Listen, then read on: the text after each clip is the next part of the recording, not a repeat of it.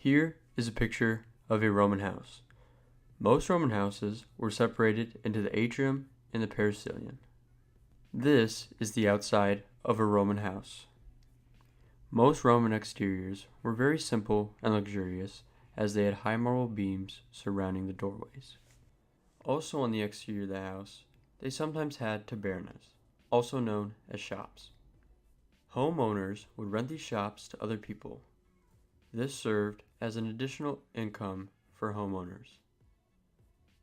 These shops also served as a buffer to the rest of the house, as it helped to keep noise and smell out from the streets. Now, let's go inside. From the outside, entering in, there is a long narrow hallway called the fosses. The fosses leads us to the atrium. Here is the atrium. The atrium is the most lavish room in the house, as it serves as the main room.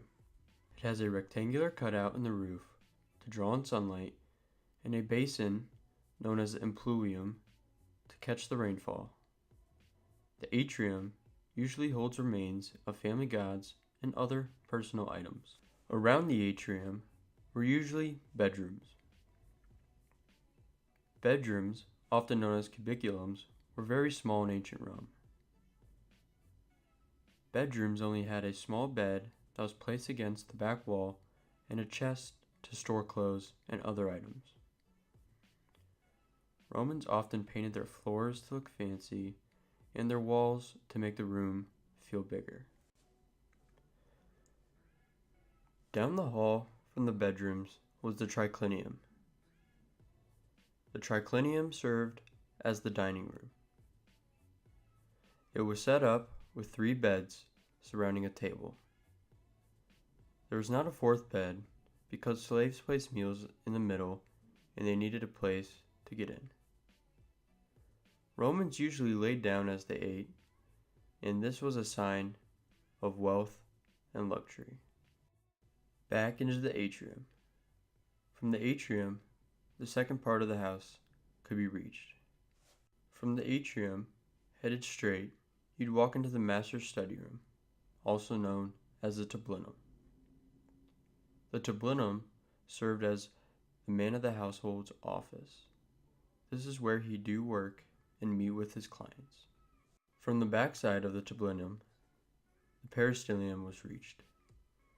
The peristyllium was a large courtyard with pillars on the outskirts of it. It had a large opening in the roof for additional sunlight, and the roof was also slanted to provide shade for others walking around. The courtyard usually contained flowers, shrubs, fountains, ponds, and sculptures.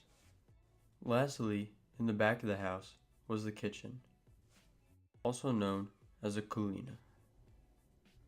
The kitchen was very small and usually dark and hot. Since Romans usually had slaves prepare their meals, they did not care about the conditions inside the kitchen. The kitchen only had one oven, and that's where all food was prepared.